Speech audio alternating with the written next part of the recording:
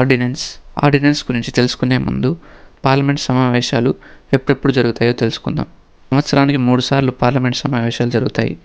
అవి budget session, ఇవి జనవరి నుంచి మార్చి వరకు జరుగుతాయి. మాన్సూన్ సెషన్, ఇవి జూలై నుంచి ఆగస్ట్ వరకు జరుగుతాయి. వింటర్ సెషన్, ఇవి నవంబర్ నుంచి డిసెంబర్ వరకు జరుగుతాయి. ఈ ఒక్కొక్క సమావేశానికి 6 నెలల మించి గ్యాప్ ఉండకూడదు. సమావేశాలు జరగని సమయంలో, అత్యవసర పరిస్థితులలో ఒక చట్టం పాస్ చేయాల్సిన పరిస్థితి వచ్చినప్పుడు కేంద్రంలో అయితే ప్రెసిడెంట్కి, రాష్ట్రంలో అయితే గవర్నర్కి ఆర్డినెన్స్ని జారీ చేసే అధికారం ఉంటుంది.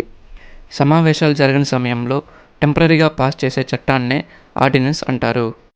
ఈ ఆర్డినెన్స్ను కేంద్రంలోని ప్రైమ్ మినిస్టర్ మరియు అతని నేతృత్వంలోని క్యాబినెట్ మినిస్టర్స్ తయారు చేస్తారు.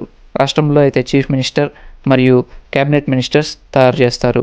క్యాబినెట్ తయారు చేసిన ఆర్డినెన్స్ను ఆమోదం కోసం ప్రెసిడెంట్కి మరియు గవర్నర్కి పంపిస్తారు. ప్రెసిడెంట్ లేక గవర్నర్ తిరిగి రికమెండేషన్స్కి వెనక్కి పంపించినప్పుడు క్యాబినెట్ మినిస్టర్స్ మార్పులు చేర్పులు చేసి ప్రెసిడెంట్కి మరియు గవర్నర్కి పంపిస్తారు.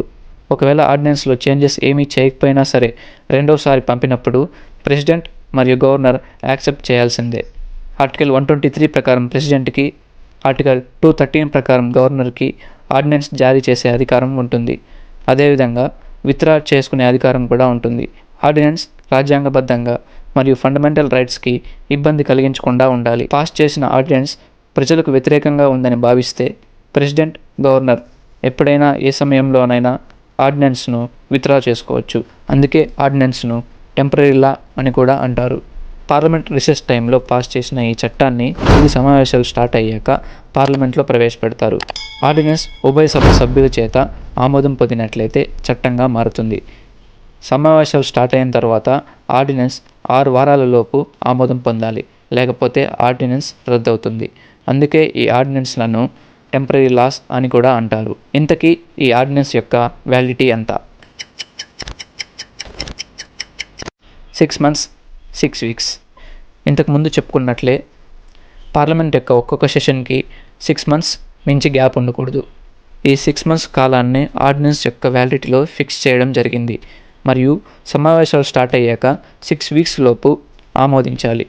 ఈ 6 weeksనే ఆర్డినెన్స్ యొక్క వ్యాలిడిటీలో చేర్చడం జరిగింది. మొత్తానికి ఈ 6 months 6 weeks లోపు కేంద్రంలోని ఆర్డినెన్స్ పార్లమెంట్ సభ్యుల చేత మరియు రాష్ట్రంలోని ఆర్డినెన్స్ శాసనసభ్యుల చేత ఆమోదం పొందితే చట్టంగా మారుతుంది. Thank you.